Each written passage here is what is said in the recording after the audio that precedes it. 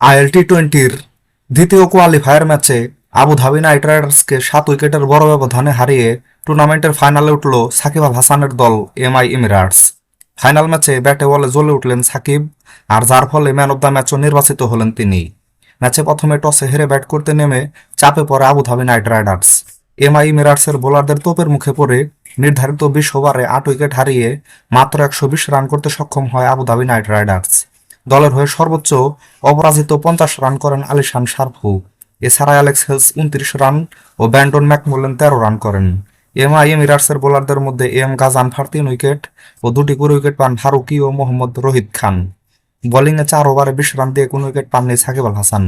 মাত্র 121 রানের টার্গেটে ব্যাট করতে নেমে শুরুতেই মোহাম্মদ ওয়াসিম ও আন্দ্রে ফিলেট 4 উইকেট হারিয়ে চাপে পড়ে এমআই এমিরেটস। তবে এরপর সাকিব আল হাসান ও টম ব্যান্টনের 82 রানের পার্টনারশিপের উপর ভর করে 16.1 ওভারে মাত্র 3 উইকেট হারিয়ে 121 রান করে জয়ের বন্দরে পৌঁছে যায় এমআই এমিরেটস। দলের হয়ে সর্বোচ্চ অপরাজিত 63 রান করেন টম ব্যান্টন। এছাড়া সাকিব আল হাসান 24 বলে 38 রান করেন, যেখানে ছিল 5টি 4 ও একটি বিশাল 6-এর মার। আবুধাবির বোলারদের মধ্যে অজয় কুমার 2 উইকেট ও সুনীল নারিন 1 উইকেট পান। এ ম্যাচে জয় পাওয়ায় টুর্নামেন্টের ফাইনালে উঠল সাকিব আল হাসানের দল এমআই এমিরেটস।